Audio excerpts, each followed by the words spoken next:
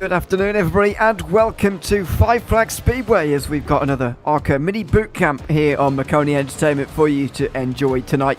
6:30 Eastern Time, green flag, a little bit later than that tonight as we get into qualifying for the moment. All because, of course, Jeff Maconi will be at Toledo Speedway in Ohio on the weekend, and that means a bit of a boot camp, much like what we had for Kansas last week, of course, where Jeff got another top 20 finish. I think he has just appeared in the session just in time, and hopefully he'll be racing with the rest of them in a moment. But it's myself, Ian O'Leary, and Harry Burrows on the call for you tonight of this broadcast, and good to be alongside you, Harry. I enjoyed the Kansas boot camp races last month. Just the one boot camp race, because after all it is the final ARCA race of the season coming up this weekend.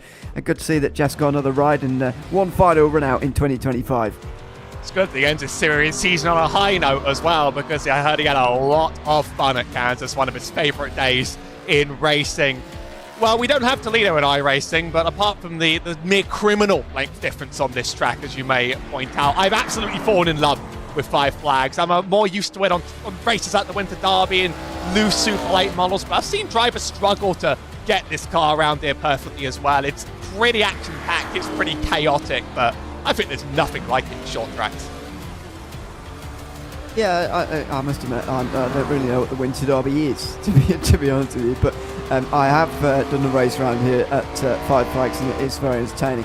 I did it in a Gen 4 car, actually, which you basically couldn't get to full throttle in it the whole way around because it is so short, but that's a test of concentration for you over the course of a long time. 200 laps here tonight, but it is a very, very short circuit, just a half mile. It is 0.001 kilometers longer than Toledo. You even said Toledo. I don't know if it is Toledo or Toledo. One's a town in Spain, one's a town in Ohio. I don't know which one's which, but anyway. Yes, the banking as well, slightly different. Turns 1 and 2 at Toledo are 12 to 13 degrees. Here it's 16 degrees, so a little bit steeper. At turns 3 and 4 is 11 degrees at Toledo.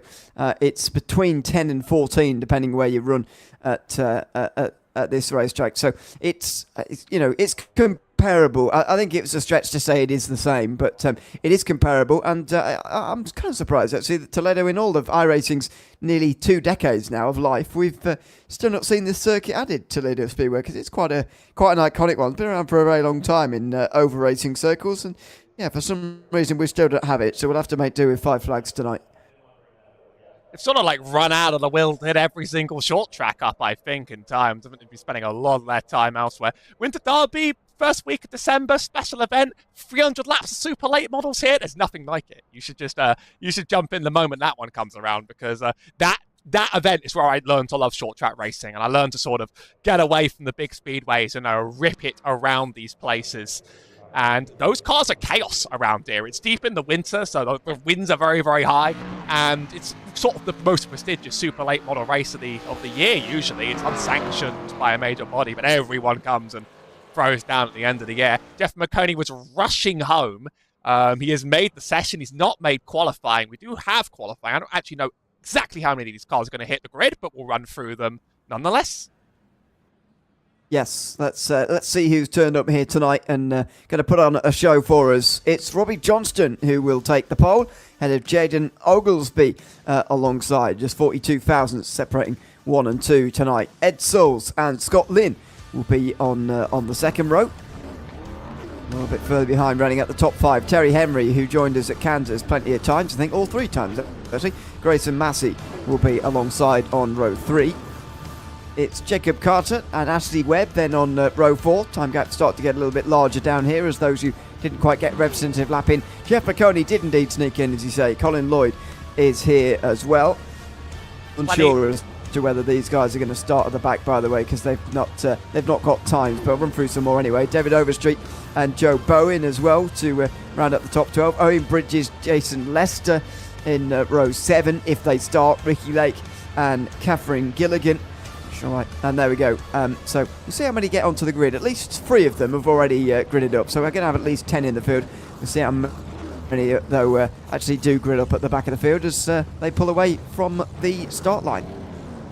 I think it's some of the ones near the back indeed. Sometimes I just fail both my qualifying laps here and get down and out of it. This is a track that really pushes you to get under people because you carry way more momentum than in a typical short track, and it makes cars like even the ultimate tight box of all history, the iRacing ARCA car, pretty loose if you over push it too hard. 200 laps will fly by, but I expect incidents along the way. You really don't get around here very cleanly, very easily. Oh, exactly. Pace car will continue on for one more lap, by the way. We'll see whether that pit entry is needed here tonight, because we did in some of the Kansas boot camp races see that it was available and required indeed for the guys to come in, because we had some long green flag runs. But as you say, is 5 flags really going to be like that here from Pensacola, Florida? We'll wait and see. This, of course, has been on the ARCA schedule in the past. I'm not sure if it was on this season. I don't think it was, but certainly in years gone past, the ARCA series went here and raced at Pensacola. But 200 laps here tonight on the clock for us, and let's see how we go as Robbie Johnston brings them up towards the start. The pace car pulls in. Terry Henry getting right in behind him, up close and personal. Green flag wave from Pensacola, Florida, and we're underway. 200 laps of racing at 5 Flag Speedway in preparation for Toledo coming up this weekend. Quite a separation further on back, some getting slow starts. Jeff Maconi didn't get to qualify. That's 15 of Scott Lynn spinning in the back. That makes our first yellow. A big disaster, but I talked about this car and track setting people loose. That'll be our first one. Yeah, we'll just get a view as to whether that was contact induced or not. The answer is yes. Number 8 of Jason Lester got down to his rear quarter and just spins him through 3 and 4. Pretty simple one. I mean, I wonder how many times we're going to see that tonight. Is that going to be a pattern of the race, or is that an early hiccup for us? Because we hadn't even completed one lap there. So easy to get in other people's business around here, because you seem to think you'll be able to run your line so much more easily than you do. Such a difference between the super banked and super flat short tracks of iRacing. Short caution, because we ran. His rule in Kansas was 10 laps, but this one all he said was short caution because we barely ran a lap. So I'll try and keep you updated on quite how much we shorten these cautions, but every car's in one piece, no serious damage, and we can just get this going again like it never stopped. Exactly, yeah. Just 3 laps knocked off the total, and we'll basically just start again. Johnston has already got that restart down, hasn't he? He did it at the very start of the race, and he's done it again here. There's a blinking, oh dear, and Maconi very nearly straight into it there. Jacob Carter, who just blinked a little bit, and Maconi very nearly ran over him completely. He gets down the inside, though, of Terry Henry, and just about moves through, maybe, just edges up wide, through 3 and 4, still side by side between the two of them for third. Very, very, very good launch. Robbie Johnston's got the fastest lap as well, but Jeff is pushing now. I have deep memories of the first time Jeff did ARCA boot camps. Well, before you touched this channel, he did a lot of Nashville Fairgrounds, and his contact there, side by side, Terry Henry in the wall. He would often burn up his stuff on tracks like this if he pushed a little bit too hard early. The dynamic very much shifted. Terry Henry's falling back again as Lester almost tried to get inside. He's going to try it again now. Well, he'll get through now. Henry completely missed the corner there, went straight up the racetrack and loses 4th place. So he's going to have to try and win those back again. I think Henry did all 3 of the Kansas boot camp races, if I'm not mistaken. We've got a rotating cast of others who have come to join us on these Wednesday nights. We've really up to ARCA series races, but unfortunately this is indeed the last one. Round 20 of the series is coming up this weekend. It's actually on Saturday afternoon, 4 p.m. Eastern time on FS2 if you're interested at seeing what goes down at Toledo Speedway on that final race of the season. I don't think there is a championship battle to look out for, but Jeff will be there, so that's what you've got to look out for when we're there anyway. Through lap 9 we're just about to complete, and Robbie Johnston off to a good start, controlling the race. But yeah, to your point a moment ago about burning up tyres and whatever, I wonder whether we are going to see a bit of people toning it back in these early laps to make sure that they don't run through their tyres too early. Obviously, the flatter a track gets, the less it sort of becomes about serving the right front, because you're going to burn it anyway on a track like Martinsville. You're going to have to turn that wheel a lot. A track like this, where you go with the banking, that's Jacob Carter losing it and going low. A track like this for the banking, you do have to use those same principles that you get from traditional ovals. I'm curious as to what Jacob Carter's doing. I think he's just choosing to make pit lane for some reason or another. I don't imagine he's cut the fuel down to 12 laps worth, so, or the tyres necessarily, but he's made us duck in the pit lane, and no, he's just quit the session. May have had to go somewhere else, I'm not sure. He might just be blinking in and out. That leaves us with 8 cars on the track, and a few signs of run side by side. It's Terry Henry again. Yeah, Henry and Oglesby side by side. Got to be careful in the 07 up high there, and Terry Henry carts him up wide a little bit there. Yeah, Carter's still blinking down there. I think he might be trying to sort out some internet woes down there, unfortunately. He's back rolling again, but decided that pit lane was the safest place to do that, and he was correct to decide that. Still side by side between these two.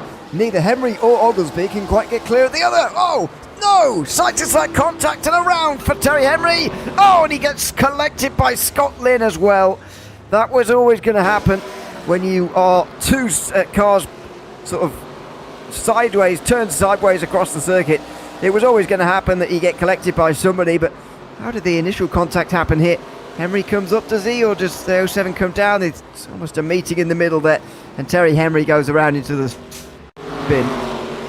Did feel like a little bit of both. I think Terry did send it very, very, very deep, but the car on the top also just doesn't know that's going to happen. He slides a bit, and which car was it that went right into the side? It was the 15 of Scott Lynn. We do have a long portion here, so I'm going to be able to catch just a little bit of maybe that view. This is the worst place to be on a short track race. I did quite a bit of the super late model full length season this year, and sometimes he does try to get out of the way. He tries to go low because he thinks, oh, he's going to hold his brakes. At that point, he starts rolling just a bit, and at that point, he's like, I can't go high anymore.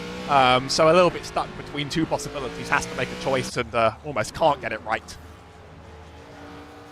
Yeah, well, yeah. Sometimes you say, aim for the spinning car because it will move out the way, but it was not clear at all that he was going to get out the way there, and so very awkward. Robbie Johnston gets out just in front. Oh, sorry, Henry was trying to stay on the lead lap there, but he's messed that up a little bit, and he's a lap down now with Jacob Carter still in the race. Yes, Jacob Carter is still in the race, and he's back again on the lead lap. I'm presuming that Henry will be giving his lap back as well.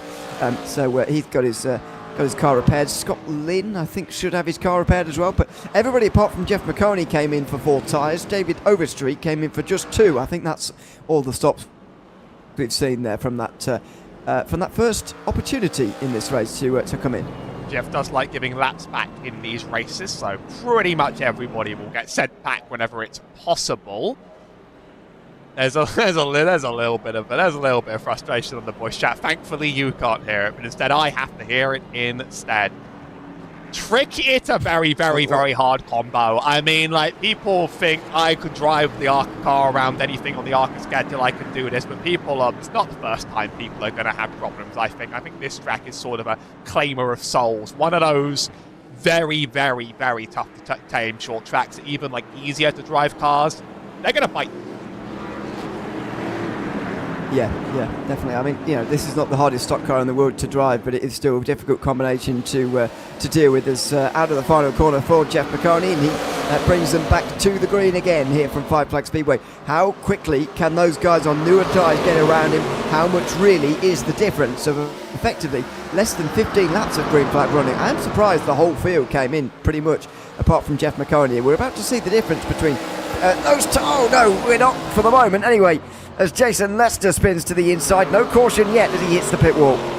Just about kept it facing forwards, that loud eye racing to the side to keep that green, but he's going to have to look out for another caution. I do think they are somewhat inevitable here, but he's off the back and off the pace of it. Terry Henry and Scott Lynn are into each other, though. That's Jacob Carter, actually, not Terry Henry, and that car is in trouble, and that's going to cause the next yellow.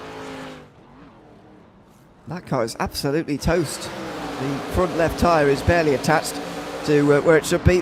Oh wow, it's a big spin for the 15, and Carter had absolutely nowhere to go. Lynn, that was, who completely lost it off of 4. I do think Terry Henry had something to do with it. Not the same as fault. No, I don't think there's real contact there, actually.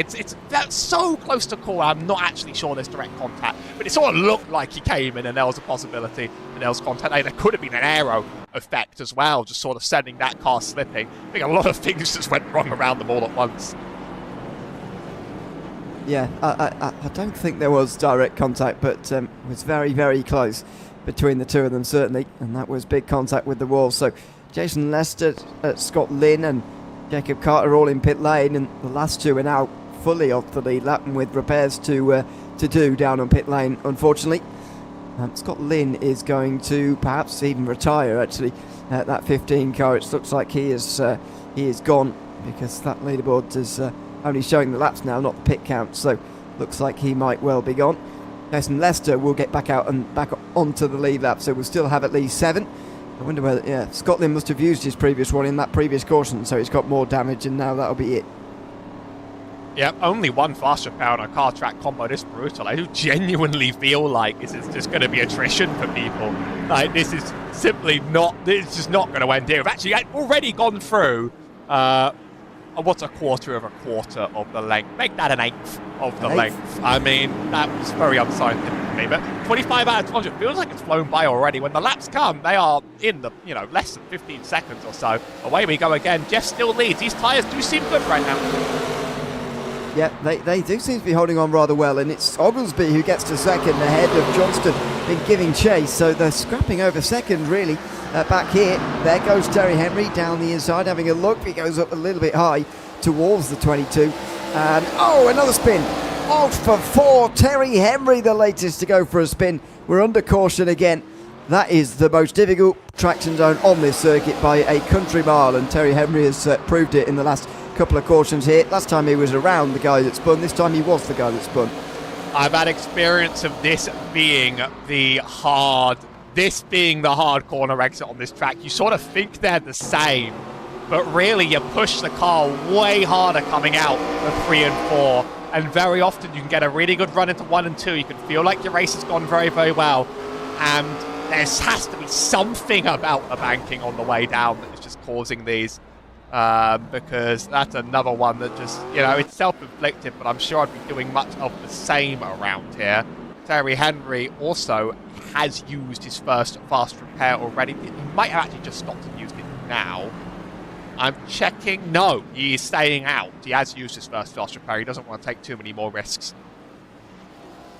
No, you wouldn't want to, certainly, at this stage. That, I agree with you that it's not very many fast repairs for one a race around here, for 200 laps around here, but it just helped to keep people a little bit more focused than giving them loads of fast repairs and letting them crash all the time, which hopefully I think is going to be good for us. But let's see what green flag racing we can get as Jeff Maconi brings them back to the green again. He's having a lot of practice at restarts from the front. How much pressure is he going to be under from Oglesby this time, though, as he runs round the outside in the 07 and stays in front of Johnston this time. Here they come onto the front straight again. 30 laps complete, and Maconi under pressure for this lead. You could just see them getting loose on exit, especially out of 3 and 4. It just feels looser and it just feels trickier. And I think everybody's just trying to stay in their groove and stick with their own stuff here. That exit is tricky. The 22 tries to go a little bit lower, and now the 07's miles up high. Here comes Robbie Johnston. He has the bottom lane. It's a lot faster around here to hit that bottom and hit that apex and come in and out. And Oglesby is just sort of waiting for his chance to get back in the line, I think. Ashley Webb and Jason Lester sort of playing the same game just behind. Or a look down the inside from the 8 of Jason Lester, who moves ahead of Ashley Webb, who's had quite a quiet race so far, but that's not a bad thing based on what we've seen so far. As we complete 33 laps now. That's 1/6 of the way through if we're going to continue on with our fractions and our mathematics.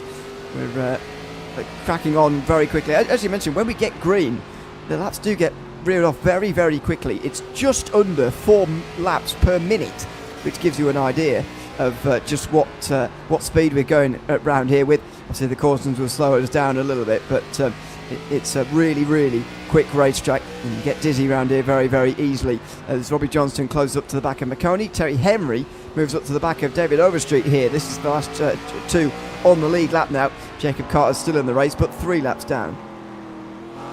Taken to the inside. He is past and he is clear. Quite easily done. Robbie Johnston's sort of keeping Jeff honest, but I think maybe he just wants to sort of stay in this position. Interesting aspect for race strategy. Typically the rules here are limited tyre sets as well, so you know, Jeff could have taken the benefit of going in, but he chose that track position, and he benefited quite a lot from those cautions because you're burning fuel under yellow, but you're not really using the tyres very much. And as long as these don't come back to bite him too bad by the end of the run, then he's in a pretty good position to chase for the win. Mason Lester gets that third place back. I mean, Ogilvy's the ones that are dropping like a rock here. I was thinking of not being in two of the moment I looked away.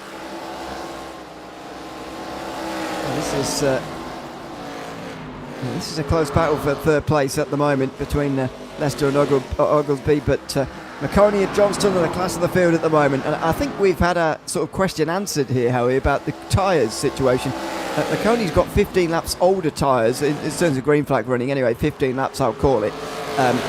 It's about 20, but the cautions as the 4 comes to a stop on the front straight. Ashley Webb, I think, was expecting a caution and isn't getting one, so is just going to tow back to pit lane, in fact, on lap 40 at the moment. But yeah, these tyres holding up well for Maconi, and he still leads through lap 40.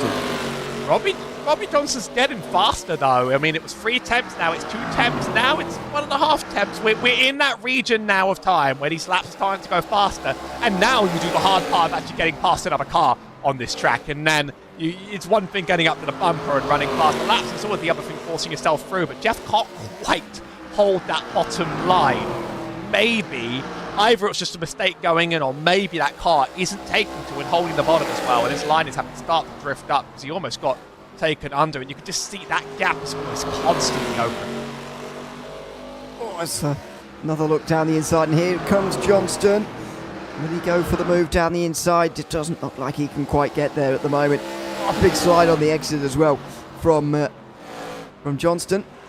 Now a big wide run as well from Maconi, as Johnston does now get the overlap. Is he finally alongside and finally going to go through? It looks like as soon as he's pushed Maconi offline, he can start to make the moves and come through here, but not quite successfully just yet. He's still having a look, still having a go, and Johnston now pulls properly alongside. Can he finally get his nose in front? Still doesn't look like it. Very close to side-to-side contact. Surely he's going to be leading at this lap. No, Maconi still leads another lap, and he's holding firm on the outside. I'm impressed that there's pace on the middle of this track now. The bottom was a lot faster for a long time, but now this middle is starting to show itself capable here of having enough grip to keep you running. I mean, it genuinely, we are not just looping the footage here for you. This is exactly what's going on the track. It's been this exact same side-by-side dance, but I think it's inevitable for Robbie eventually. He just knows that he has to just go at it lap after lap and not make a mistake. Like that slide on exit has lost him all his time. Back up again, start again. Yeah, effectively, he's just gone down a snake there, and he's got to start all over again and try and work his way back past Maconi, because we were, following them as he was trying to work his way alongside. It took a very long time, and it might well do again as we go back to third place, where a similar thing's happening here between Leicester and Oglesby. These two, along with Terry Henry, are the only ones left on the lead lap now, because David Overstreet has also come in. We've had 2 retirements so far. Ashley Webb in the 4 car has indeed now retired, and Scott Lynn, as we already know, out of the race. Jacob Carter still going 3 laps down, unsure as to whether Overstreet is going to continue on. I think Jacob had to manually take all of those repairs and has just decided, I'm going to do it and going to keep hanging with it. Yeah, I'm not sure what's happening to Overstreet's car. I want to catch a replay of what happened, and I have the bookmark saved. It's just going to be a game of when we can look away from some of this action, because we're doing 2 battles at once. Neither's quite gotten down alongside.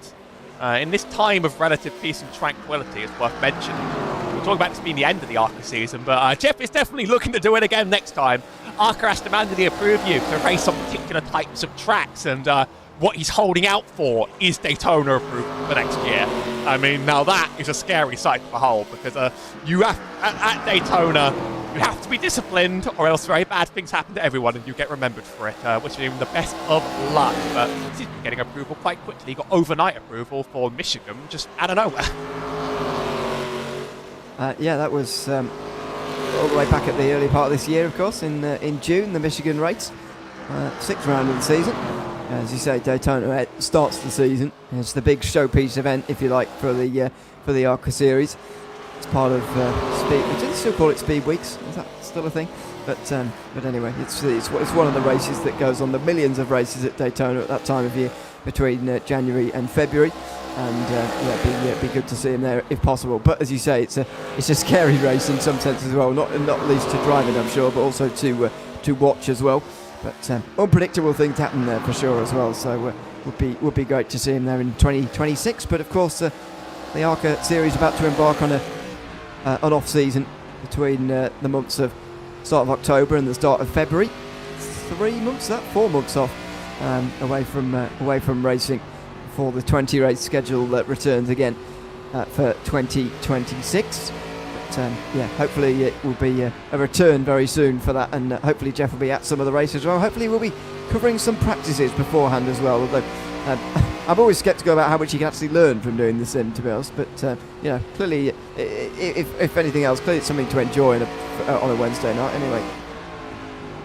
He says it's more fun than doing it with the AI, as a bit of a slurp from Jeff. Suddenly Robbie Johnson was in until suddenly he wasn't. I mean, that was almost it. Almost wasn't a bit of an unusual checkup, and then sort of like the pace just dropped again. Maybe he checked up himself a little bit scared. Yeah, it just seemed to maybe catch a bit of the apron there as well. By the way, when I read out the banking, there's a big difference between where you run, especially through 3 and 4. Just have a look at, you can almost see it really. That down low there is part of the racetrack, very, very low, but it's not quite steep. It's as little as 10 degrees quite down low, but it's almost like a half pipe. As you go further up, you get up to 14 degrees or so when you're a little bit higher. There is a bit of a sweet spot where you just running slightly through the middle. You can see just a bit away from where the lighter grey is, right on the bottom there through 3 and 4, and just a little bit higher than the normal line. It's a little bit the case at turn 1 as well, though that's more of a steeper, more obvious apron. It's a bit more gradual down there. You can see the lighter grey down bottom and the darker grey up top, but actually maybe it wasn't the apron, because Johnson just got loose there again through into turn 3 that time. He wasn't anywhere near the apron. Maybe he's just got a loose race car on the way into turn 3. I'm surprised that Jeff just has held on with the old tyres as well. This track very, very abrasive on them, and that's 62 laps now run on the tyres. Everybody else somewhere between 45 and 38 of them. So, I would have thought at this point that the delta would be significant. There's definitely a big gap where these two drivers up front are like the ones that are going to be at each other's throats the whole race. It's the pace difference between them and the pack behind is significant. I'd say also when you look at something like iRatings, top 2 close, 3 and 4 close, between them not very close. So we've got 2 separate races going on here. But in this battle between the top 2, I'm just surprised that Robbie fell back. Do you think maybe he pushed himself too much trying to pass Maconi, and now they're actually on a closer delta than you'd think? I don't know. I think that this has been the case the whole time, actually. I think we've been watching 2 drivers going at each other purely based on just driver skill at the moment, and it seems right now these 2 are very evenly matched, because Johnston is clearly way quicker than the rest of the field. On his strategy, if we want to characterise it like that. Oglesby and Lester and Henry are all on his strategy, and they're all at least 6 seconds adrift. Henry's not actually that far away from going a lap down on pure speed at the moment as we go through 1/3 distance here tonight. But I think the tyre difference is so negligible that we are just seeing 2 drivers go at it at the moment. Yes, maybe there is a case of Maconi taking the edge off those tyres for Johnston. They're certainly not fresh tyres anymore. He's approaching 50 laps done on them, but Maconi's done longer on his, so you'd expect that to be a similar drop-off if that was the case. I think we're just seeing 2 drivers have a proper go at this, and it's been fun to watch. But when you have an attempt like that and a big run like what Johnson did and the go that he gave it there, you do drop back generally if it's unsuccessful, and he's got to build himself back up again to get within half a second, and then within 4 attempts it's got to be a slow build up here. After a big attempt like that, generally you do drop back, and it takes some time to rebuild that. Running this many laps around 5 flags as well, let me tell you, there's something like rhythmic about it, but it then sort of traps you into a mistake of thinking, oh, this will be simple. And then you make a mistake. Here's a scheduled pit stop, I believe. Jason Lester has decided enough is enough. 46 on the stint, and he's making a stop. Others are making it to 71. But I don't imagine he could just be another driver that's decided that today's enough, or maybe he's just trying a new or different strategy, because that battle's now been sort of ended by this. And, you go down multiple laps making a green flag pit stop, and out he goes again. This is definitely part of the strategy. That was a very early stop, 46 on the stint. I mean, other people have not done this at all, unless, was he the one that took 2 tyres? Good shout. Might have been. There was somebody. I thought, from memory, it was David Overstreet, but I could be wrong on that. I didn't note it down at the time, and there's no longer a 2-tyre stop as anybody's most recent stop. Now that might be because Leicester has just reset that by doing one now, but of course Overstreet has had more stops since then as well, so his is reset. So we're never going to know. But oh dear, there's all sorts of changing here, and maybe it's kicked something off here because Terry Henry's coming in, and now he goes a lap down as well. Is Maconi or are Maconi and Johnston going to follow, or are they going to continue to run their own race? Because as I say, it's earlier than I expected as well. Their tyre drop-off's really not been that severe so far. 75 laps, so this car doesn't run on a nuclear reactor. Like at one point, he's stopping this soon, I think. I mean, there has to be a natural fuel limit, and usually around 40 laps of a longer track can be a stop on full fuel on these things. Let's say 80 of a shorter track is pretty close to max capacity of this thing. He's definitely trying to learn how to drive this thing as it gets worse and worse and worse, all the way to the bottom, I think. It's funny how, by the way, we've got 7 cars running and 5 of them are here.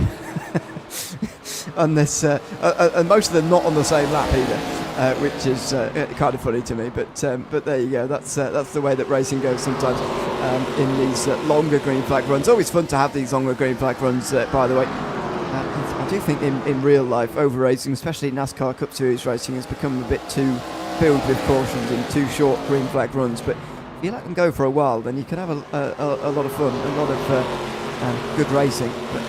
But there you go. We don't see that very much in real life anymore. I mean, it must be approaching, I think, 50 laps now, green flag racing. I think we've gone over it now, actually, since the previous caution.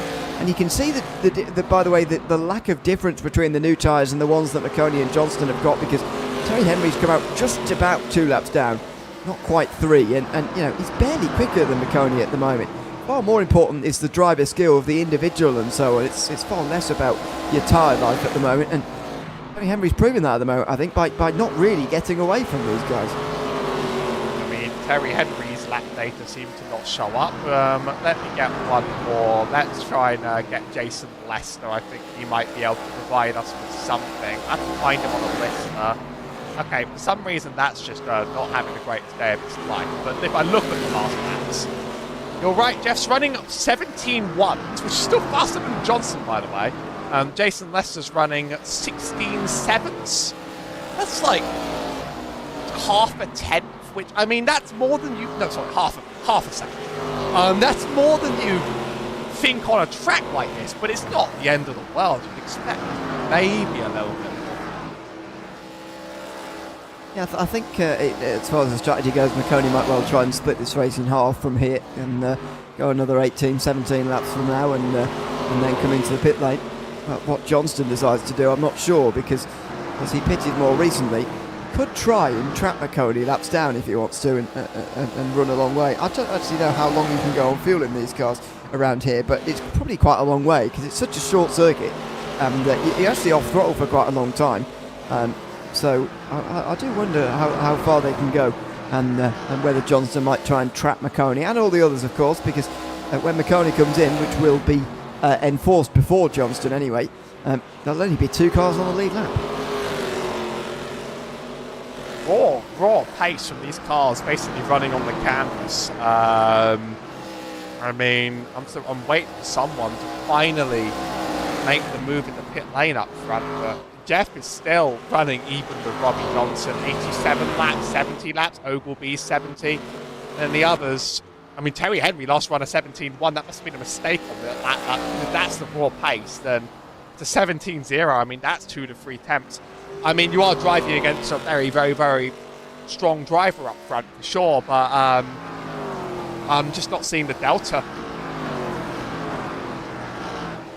Yeah, it's looking better and better for Jeff Maconi as we continue on. It must be said, 88 laps complete here from Five Flag Speedway, and Johnston's actually under more pressure from David Overstreet is that in the blue, just in behind, trying to unlap himself, which is a bit awkward.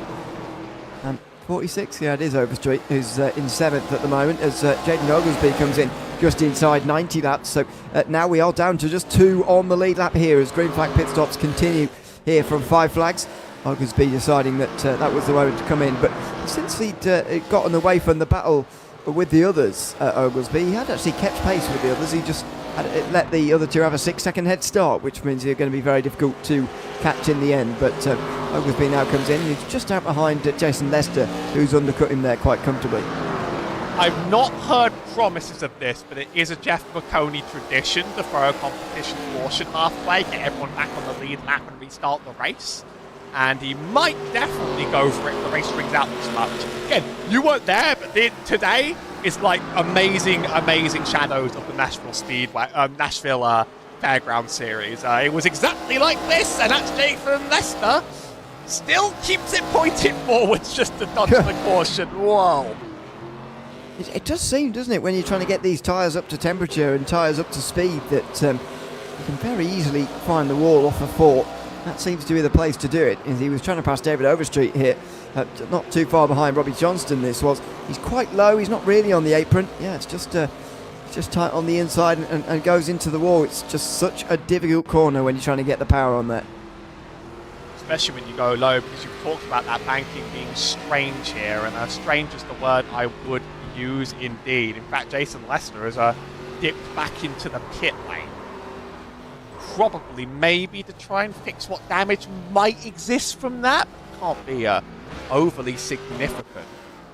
Still keeping an eye on Johnson up front. I keep thinking, will he, won't he? Approaching lap 100, I can do fractions too, just like a good start, because that would mean half. And might see us a race reset, or Robert Johnson's not holding onto those tyres very well, I must say. Almost a slip into the wall on exit 2.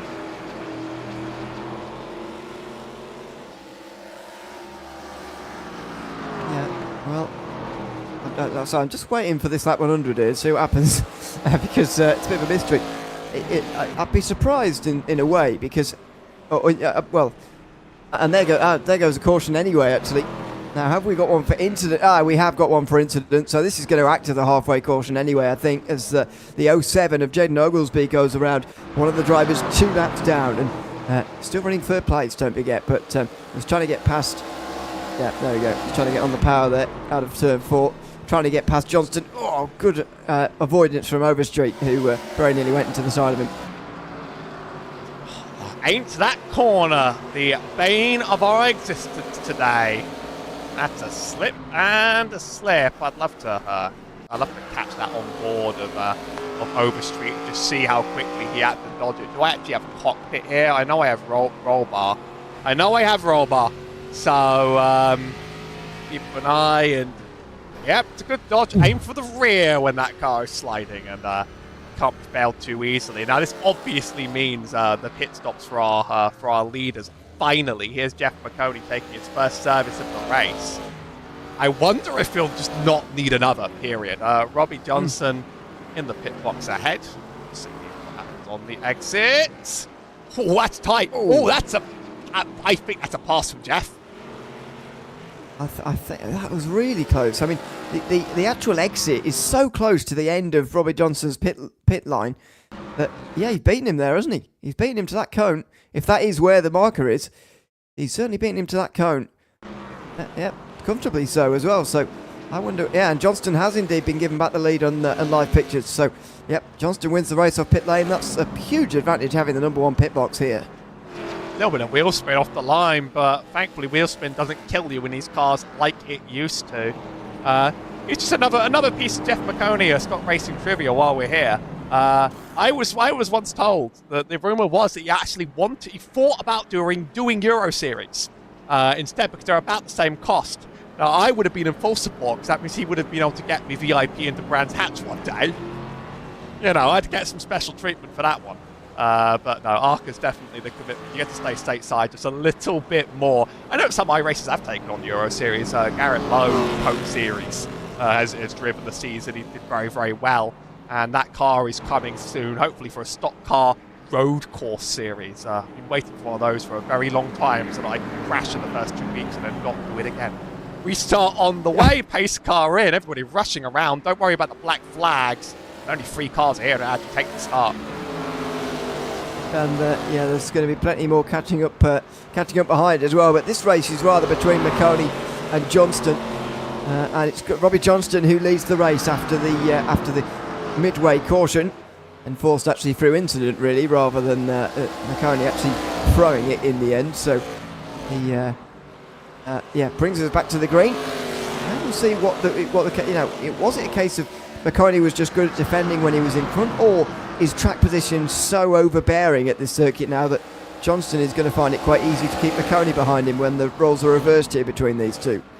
I love the flipping of the script. I really, really do. It just gives us a chance to see both halves of this race, really, and see what both drivers do from the behind position. But to be honest, knowing Jeff's mentality in these races, I think he's very happy that he's here, and he has to earn it, because he's here to enjoy himself, and he's here to try out different things, and some of that's going to mean sticking behind a guy and now trying to get past him, just like he held him off the first time.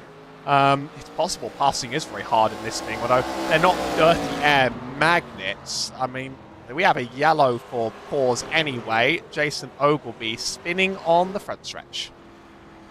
And towing, which is never good news for the state of the machine.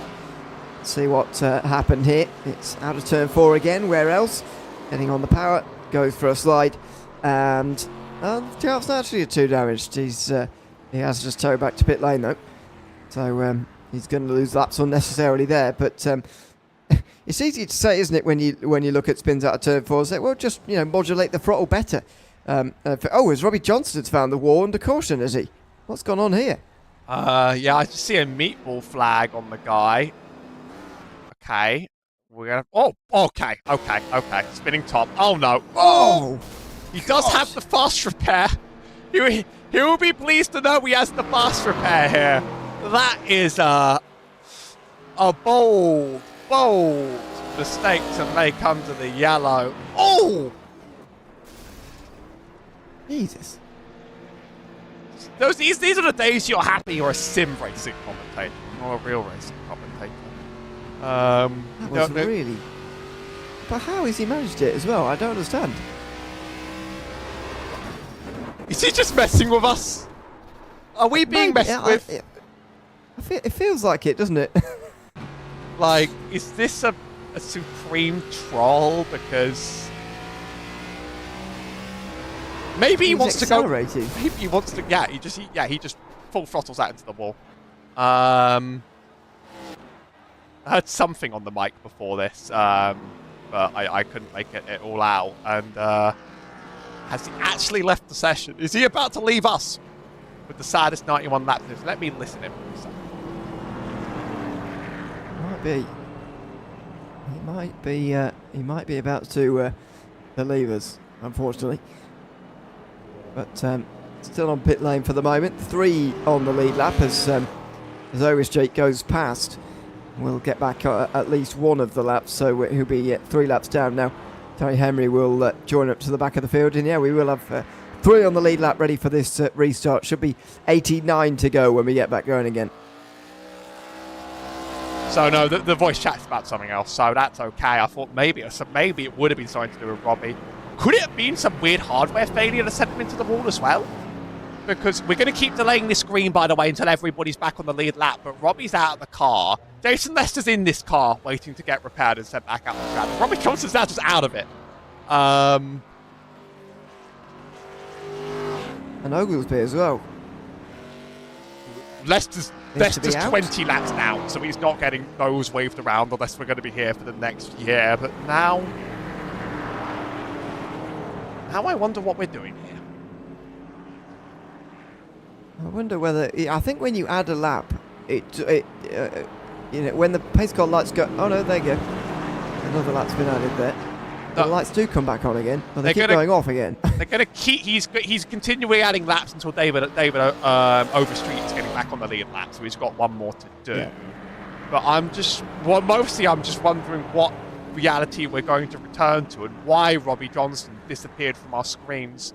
The charitable read is a black flag on that. Again, I can try and Robbie Johnson towed to pit. Do I have a cockpit view? Is it iRacing? Yes, I do. They just put it in a stupid place. Let's go cockpit view. And how hard is to snap at the wheel? Is this just like? Oh, it's possibly hardware. That's where my brain's gonna put it. We're green again, but this is gonna separate quite a bit from Jeff's perspective, I think.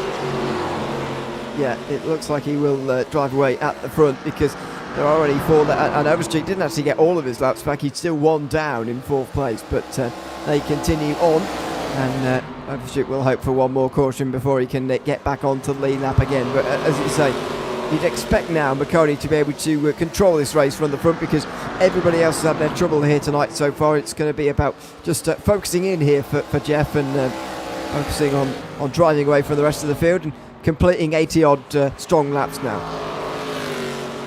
And as much as I detest the art of doing what I call a podcast-style race call, but like I hope that Jeff is kept honest enough for us to make 85 laps of this, because Terry Henry is certainly off the pace. Overstreet is not catching. Carter's been 6 attempts, but he is dropping. That's stopped Henry as well, so we might be down to 3. That's a curse. And 2 on the lead lap indeed as well. So, yeah, Terry Henry now does come in. Did he drive it in or did he tow, I wonder? Was a car tow. 17. He's got that It's a car tow and he might be it. gone. Yeah, it seems like he's gone. I mean, to be fair, Jason Lester isn't out of the session yet. he's still there in 7th. He's just many laps down, so we might see him back again. He's just, of course, got to do his repairs the old-fashioned way. How many pace laps do you need to add to give this man his laps back, though? Like, we'll basically be under yellow for the whole race. You get roughly 1 back for every lap under yellow. So at the moment we'd need what, 30? 28 caution laps. Yeah. That's like a great time. That would be a very long time indeed. I don't think Jeff would do that. I mean, Overstreet wasn't even allowed all his laps back, and he was only about 5 down.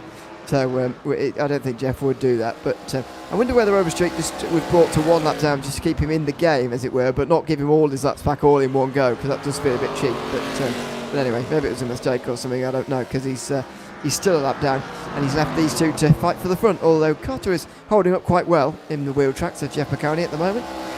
I've heard that Jeff is sharing some sympathy to us right now, and can you believe we get paid for this, is all I'll say, as 6 tenths becomes 7 tenths. And it might be worth just looking at Jeff's on board and just seeing quite what it's like to run these laps around here. We might be informed at one point that we're getting pulled off the air, and for once it wasn't our fault. Who knows? Time continues to fly, and so do the laps around here. They are still quick laps. 16.4 seconds is what go around here. Yeah, exactly. So realistically, there's about 20 minutes between now and the finish, because of the shortness of this racetrack from the point of view from Jeff Maconi as we ride on board. And that complete little bit of correction out of turn 4 that time round. Again, off the throttle, down the brakes, ready for 1 and 2. Getting as close to, well, not quite as close to the wall as possible, but quite close. Then to 3 and 4. And then this traction zone, I mentioned, it's been very, very difficult so far in these ARCA cars to control, but he continues to get around all okay. And yeah, now leads by a second. He is starting to put Carter further in the rearview mirror, despite a good fight back from Jacob Carter in terms of his speed so far. All right, news from the chat. Wait for the lap counter here. Hopefully this works, because we're just going to be cutting 50 laps, and there we go. We're cutting 50 laps, and we're calling it at 150. So we do indeed get the end of a show, but that makes it 22 to go rather than 77. Okay, just over a second for Jeff. at the front of the field ahead of Jacob Carter and David Overstreet. And it does still seem that Jason Lester's down on pit lane still, but hopes of him returning, I think, diminishing slightly in the next 20 laps or so. As you say, they are going to fly by very, very quickly indeed for all these guys. So yeah, buckle in for the last 5 minutes or so. Effectively, is what it's going to be. As Maconi leads, 1.2 seconds or so, 1.3. Yeah, he is breaking away at the front of the field once again here in this restart ahead of Jacob Carter. By the way, they're nearly a full lap in front of Overstreet, just crossed the line now. So, yeah, well, 3/4 of a lap maybe. So there could be a little bit of lap traffic here as Maconi puts the driver 2 laps down here. But, of course, it doesn't really matter when given the laps back under the cautions anyway. One of the most infamous moments on this channel actually happened during a Jeff Maconi race at National Fairgrounds. It sort of went this way. And I decided to zoom the camera around at billboards. We caught one that said mulch in capital letters. And you've been enough in the groove with Kirk Mills to know that when he screams a word, he screams a word. And the word was mulch today. So that was a memory in history that I'm almost being reminded of. And unfortunately, you're not going to be able to produce a Kirk Mills scream, and neither can I. Let alone what time it is here. It's just not the sort of people we are. But, you know, that's almost where I end up going. If there were another 70 laps, we'd be looking at mulch signs and looking inside helmets. But we can get away with 16 around here. Anyone that can keep the car in one piece, quite frankly, has earned it, because it's been a race of attrition, it's been a race of challenge, and it's been proven it's not easy. Yeah, absolutely. By the way, the reason we can't do that, quite apart from the fact it's midnight, and you know, we've got streets that we'll be working up. We're American and we've got self-control. So we're not American and we're not American. I mean. That's the important We're not American part. Two Brits and an ARCA booth. I know, yeah. Has that ever happened before? I wonder. It's been me and Ron for the last month or so. But yeah, 2 Brits let loose on a short track oval. And this is what happens. Everybody flees by the looks of things, because yeah, it's just not doesn't feel right, does it? But there you go. 12 to go for Maconi out front, I believe. I was looking around earlier, by the way, at the old shots. This track has got some very old signage around it. Some advertisement for a race in 2012 or 2013 or something on the signage at this circuit. So clearly this was scanned a very long time ago and not touched since. Yeah, when a scan is old, and you sort of get those like ancient commercials. I mean, that must mean that either they were very bad at updating signs, or they must have gotten that scan near the start. I mean, for some reason, I have a timestamped one around. There's the video where they revealed it on their YouTube channel. The graphics look very different. 2015, they scanned this. So how do we have it out for 2012? Well, they released it in 2015. Right, yeah, that's what I mean. Maybe they actually did the work at the place in 2013, sort of late 2013 maybe, because I think it was either 2012 or 13. I can't remember what I saw, but anyway, I think that's what. No, it's very common actually in our racing to have old sign, even at Bathurst, which is a very well used and well known road course. Has some very old signage. On one of the advertisements, there's one of the Australian cricket team from that period who was captain in the late 90s on assignment on an advertisement board. Obviously, the track was scanned a bit after the 90s, as you can guess. But yes, that's the sort of age of some of the advertisement you're looking at. But there you go. Our racing likes to do things properly, and if that means leaving something a little bit old out there but done properly, then they'd rather do that than a sort of shoddy new version, and I respect them for that. They have been changing billboards a bit recently, though. Last year, if you did a lot of Road America racing, they just changed all the billboards in like a patch, and that was just it. They didn't do any other like visual. I think it just came before the SCCA runoff. They just, it was a Road America 500. One of the two. An event was coming up, and they just changed them all around the track, and they were just expecting you wouldn't notice. They've done a little bit of that sometimes. Okay. It's just one where.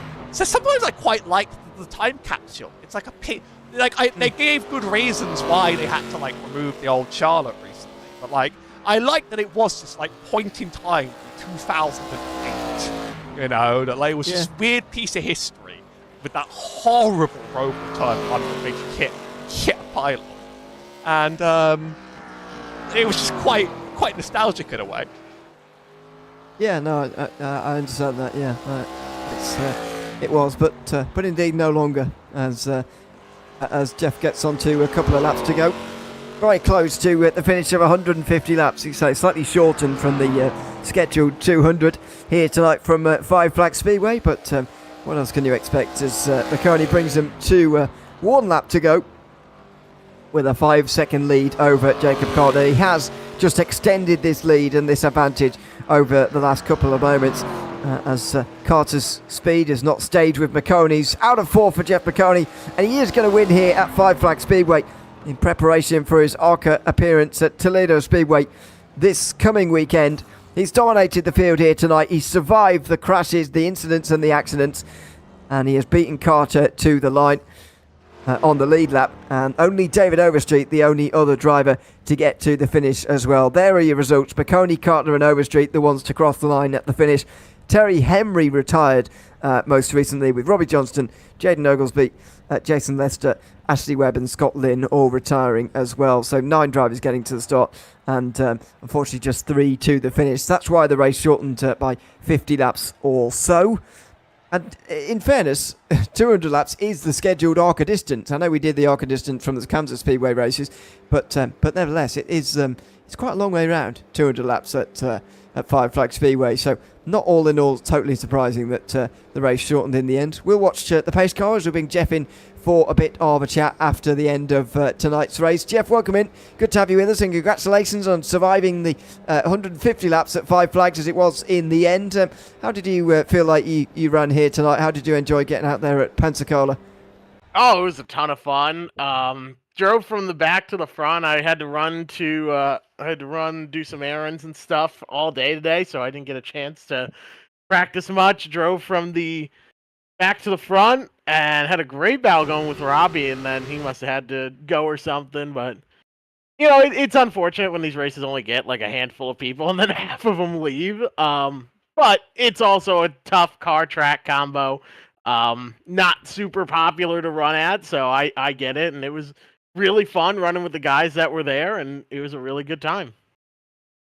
Talk to us a little bit about that difficulty in terms of driving as well. Turn 4 on the exit seemed to be the most difficult part from where the cautions were being created from. What was the most difficult part for you? I had the most trouble entering turn 1. I was very, very, very tight, and in the ARCA car especially, when you are tight entry, that problem only gets worse, and it happens very fast. So if you don't manage your right front tire very well, you will be feeling it later on. But the exit of 4 is very bumpy. It's a weird exit. You have to take it a lot lower than you feel like you should, and you feel like you're very slow on exit, but that's the only way to really be fast. So if someone doesn't hit the bottom and exit really low in 4, then you will have a very good chance of spinning out. It is a slick part of the track. And just finally, tell us a little bit about obviously this track's comparisons with Toledo Speedway, who you'll be racing at this weekend, and why you chose it tonight for just a little bit of preparation before the final ARCA round of the year. Yeah, Toledo is a very unique and tough little track. It's a lot of turning, and so I've raced at Nashville, which was a 5/8 mile with the short corners and steeply banked. I raced at Madison, which had very, very steeply banked corners that were extremely short, but it was a half-mile track. And Toledo's got sort of longer corners. They extend further out into the straightaways than most, so you spend a lot of the lap turning based on all the footage and in-car and talking to other drivers that I've done. So Five Flags seemed like the closest place to it. Lanier also would have been close, but it was a little too short. But Toledo's going to be a lot of fun. I'm excited for it. We're coming off of a really strong run that we had at Kansas. We had top 15 speed and ended up finishing 20th because we overheated a couple times. I ran out of fuel on the last lap. With ARCA's rules, you can have a caution on the white flag and it will reset the field, and we go for a green, white, checkered. And I started losing fuel pressure in turn 3 on lap 100. And so we had to pit there, lost the lap to that. So we probably could have been like 16th or so based on speed. I outran Alex all day, which, unlike most team owners, he's very, very happy when his second car beats him. It means the driver is actually doing what they're supposed to and getting everything out of the car that they can. So that was nice, and I'm hoping to carry that momentum with a really good run at Toledo, keep the car clean, just not do anything stupid, don't make any enemies, and pick off cars as we can and have ourselves a good day is the goal. We're looking forward to it, absolutely, and thanks for clarifying it's Toledo. I've been pronouncing it wrong. Yes, I heard Toledo a couple times, and I did chuckle. It is Toledo. Toledo, I'm sorry.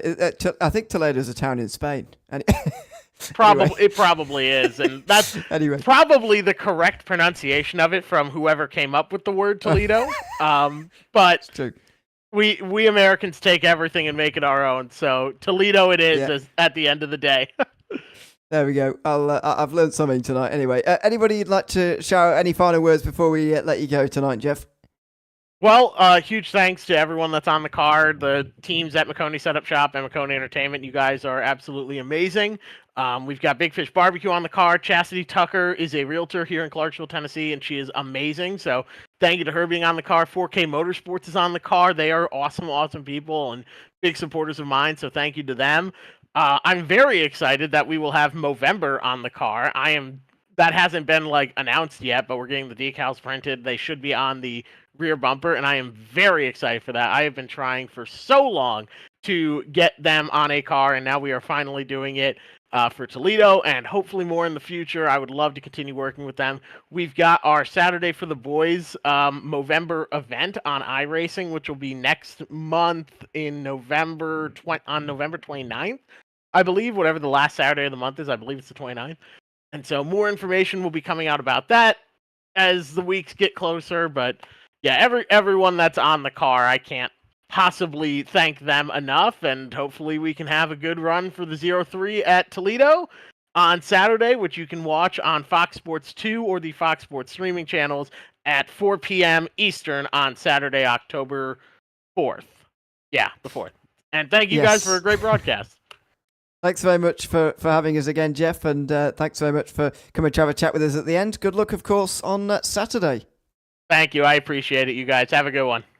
Thanks very much. That's Jeff Maconi tonight from the Five Flag Speedway Victory Lane tonight, as it were. A little bit of practice before Toledo Speedway, and I'll get it right for the end of the broadcast. Good to have another boot camp race, Harry. Maybe not as many as numbers-wise as we'd hoped, but as you mentioned throughout the day, it's a very, very difficult combination. And so when people have used up their fast repair, they're staring a 10-minute plus repair in the face. You can certainly understand why people dropped out of the race by the end. But good run out for Jeff, and hopefully he can run just as well as that at Toledo on Saturday.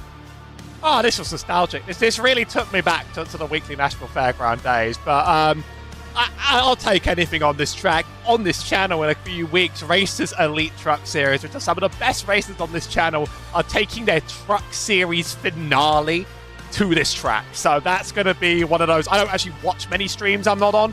Have to watch that one.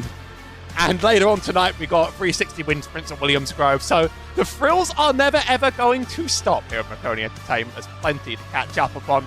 But we're about reaching the end of this ARCA season, and there'll be plenty more to see, and hopefully more on the other side. What will happen if Jeff doesn't host it at Daytona? Let me ask you that. But, it's been good to round some of these out.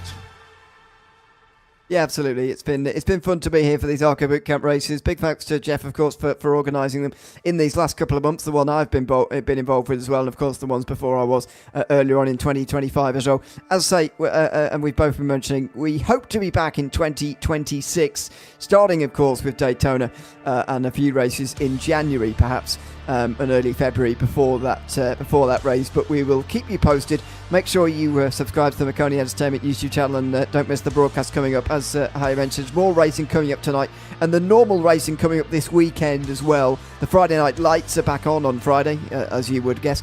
Palmetto Racing League is back on Saturday at the night as well, quickly followed by the Full Length Cup Challenge as well from the Charlotte Roval, coming to you live on Saturday, as well as Door to Door the day after. So lots of racing coming up this weekend on Maconi Entertainment. As always, make sure you join us for those broadcasts. It's been a pleasure to be back again tonight there. I've been Ian Leary alongside Harry Burrows, and that's it for the ARCA Bootcamp races in 2025. Good luck to Jeff on Saturday. Hope he runs well at Toledo Speedway. But for us here at the ARCA Bootcamp races in 2025, it's goodbye for now.